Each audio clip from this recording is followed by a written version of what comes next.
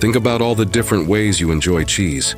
Maybe it's melting over your favorite burger, stuffed inside a hot, crispy pizza, layered into a fresh sandwich, sprinkled over creamy pasta, or served on a beautiful cheese board at a family gathering. No matter where you eat it, one thing is certain: cheese has become one of the most loved foods in the world.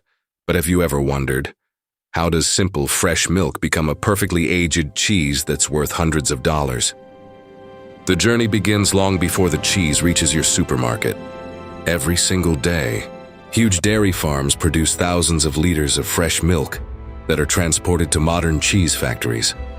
The moment those tankers arrive, the race begins.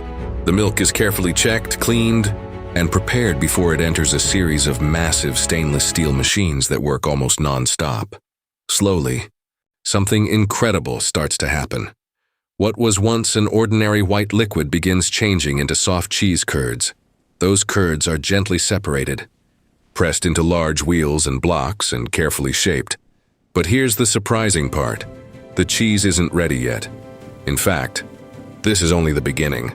Some cheeses spend weeks in special aging rooms, others spend months, and some of the world's finest cheeses are left to mature for years before anyone takes the very first bite.